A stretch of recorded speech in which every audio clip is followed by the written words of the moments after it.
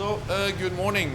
I'm looking forward to meet the European Union defense ministers, and next month High Representative Federica Mogherini will meet with the foreign ministers of NATO. So this is just yet another example of a very close cooperation between the European Union and NATO. And today we will discuss how we can further strengthen the cooperation between the European Union and NATO. In July, I signed a joint declaration with the President Tusk and President Juncker, and we will today discuss how we implement that declaration in many different areas, for instance, like maritime cooperation, like exercises, but also on the issue of development of capabilities in NATO and the European Union. Stronger NATO-EU cooperation will also strengthen the European defense.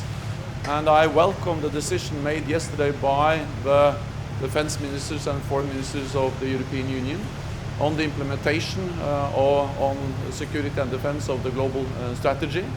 And my message has been, since I became Secretary General of NATO, that Europe has to do more, Europe has to step up, Europe has to invest more in defense.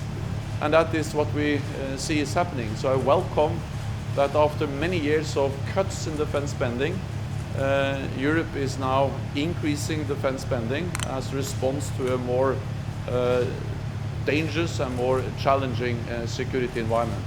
This has been my message since I became Secretary General, and I will continue to convey the strong message of more defense spending in Europe to respond to a more challenging security environment. Are you not afraid that Donald Trump is General, in your op-ed, you talked about the relationship between Europe and America being based on shared values. Mr. Trump has talked about a more transactional relationship based on increased spending. Are you worried that Mr. Trump's election is going to change the basis of the alliance, change the dynamic in the alliance?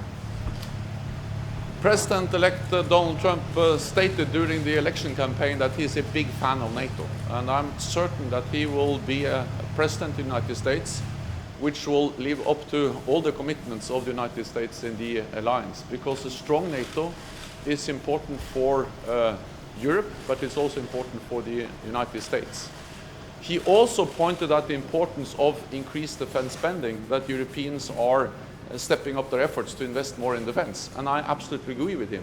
That has been the message from American leaders, US leaders for many years.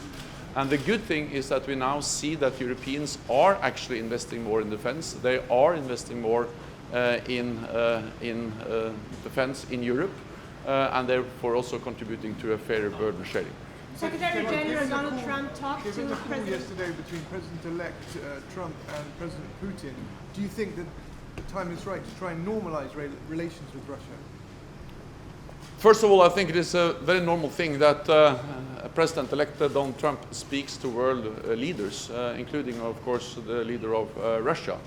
And the message from NATO has been that we want dialogue with Russia. Russia is our biggest neighbor. Russia is there to stay. And especially when tensions run high, especially when we face many different security challenges, it is important to have dialogue, to have channels for political dialogue open with Russia. That is NATO's message, and that there is no contradiction between strong defense and political dialogue. We think it is important to respect the territorial integrity and the sovereignty of all nations, including Ukraine, and therefore we will never respect or accept the violation of the territorial integrity and the sovereignty of Ukraine, and that's the reason why we have responded in the way we have to the Russian aggression against Ukraine. Mr. Secretary General, Russian Foreign Affairs Ministry today spread a statement, and they say that joint Georgian NATO exercises are a threat for the region. What is your response? The Georgian NATO. What NATO does is defensive, it is proportionate, and it's fully in line with our international obligations. And we will continue to work with our close partner Georgia. I visited Georgia recently, and I welcome very much the development and the strengthened partnership between NATO and Georgia. In general, I believe it is important that we stay calm and cool-headed, and that we sit down and find ways to avoid escalating tensions, and continue to talk with Russia to address different issues, not least risk reduction, transparency related to increased military activity close to our borders, and NATO will continue to do so. We are planning to hold a new meeting of the NATO-Russia Council in the near future, and that is one way of keeping the channels for political dialogue open with Russia to convene a new meeting of the NATO-Russia Council. But are you not afraid that NATO will become not relevant anymore? The EU is focusing on its own military and defense, and like the US, we have Donald Trump now, and we had a Brexit. So how will the role of NATO develop? And are you afraid that EU is more concentrating on itself? In times with uncertainty, as we live in now, with the turmoil, the violence we see in Iraq, Syria, but also a more assertive Russia in the east, NATO is as important as ever. And therefore I welcome that we see a strengthening of the cooperation within NATO, and we see also that the European allies are stepping up. After many years of cuts in defense spending, we now see increased defense spending across Europe and Canada. So I am absolutely certain that NATO will continue to be the bedrock of our security. And I also welcome the decision of the defense ministers and foreign ministers of the European Union yesterday to strengthen European defense, because that will be important both for Europe, the European Union, and for our transatlantic bond.